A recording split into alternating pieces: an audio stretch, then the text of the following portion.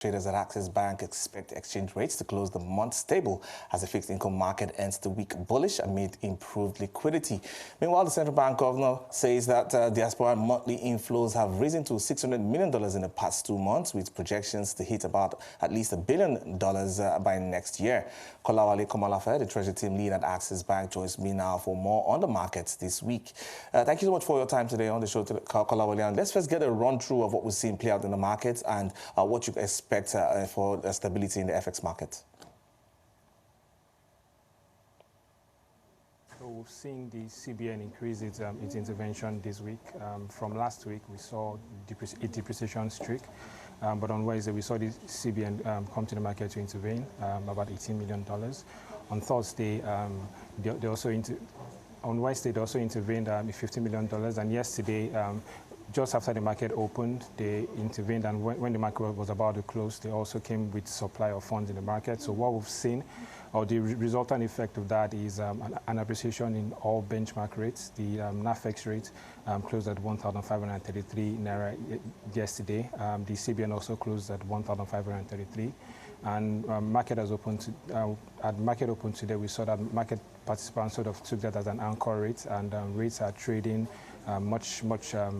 the appreciation streak. We've seen that its market is trading much better than we've experienced from last week and also the start of the week. So to close the month, the Naira would close in a stronger position relatively to the USD because of increased supply. We've also seen increased supply from FPIs starting from yesterday, and also market opening today. We've seen FPIs coming to the market, so it's a really active market, trading freely, and the rates have appreciated. That's talking about the FX market.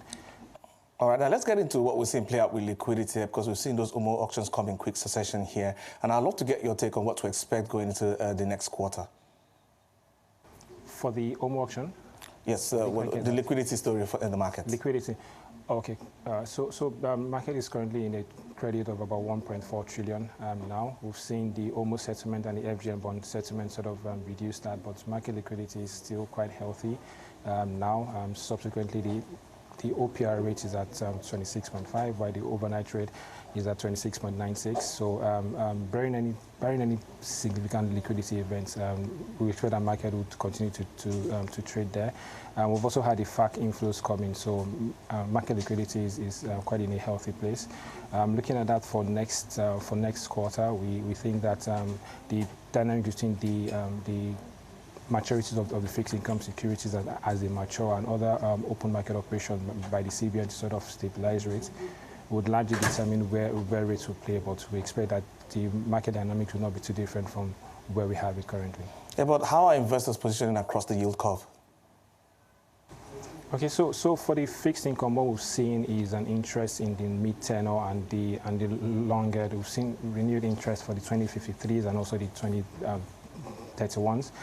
So that's where market is trading for the bond market. For the NTB market, we've seen renewed interest for the OMO auction. The market liquidity right now, I mentioned, is quite healthy. So we've seen renewed demand, and particularly on the OMO. We've also seen increased demand for the March 2026 NTB auction and NTB papers. So that's what we've seen, and we expect that in the short term, investors will still continue to demand for those papers.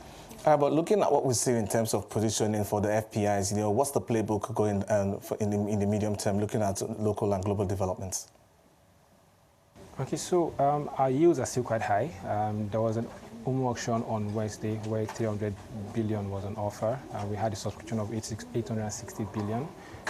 So the allocation finally was 842 billion, and the stop rate was over 26%. So comparatively to other emerging markets, our yields are still quite high. So we still see inflows from FPIs, and we expect that would continue going into next quarter. Our yields are still quite attractive. It's still and we've seen that capital flows are now capital is now flowing more freely. So we still continue to expect that FPIs would continue to come in, supported by the elevated yields and also the free flow of capital. Yeah, but looking at the state of play in terms of the markets here, what's your take on the inflation trajectory and your expectations for the next printout? I think I get that, please. Could you Your expectations for inflation? Inflation. Oh, yeah. So the fuel prices have been quite stable. Exchange rate has also been quite stable. So we expect that the core and the headline inflation would continue its downward trajectory, as we've seen from figures released by the MBS at the three previous inflation results. So we'll just keep an eye out to see what that would print out. But we expect that it will continue its downward trajectory, which might signal that it might be time to sort of reduce rates, but largely depends on what the figures would come out. But we expect that it's going to be a reduced figure from where we have it currently. All right, interesting times for the markets here, but thank you so much for your time on the show there. Kolawole Komolafe, the Treasury Team Lead at Access Bank.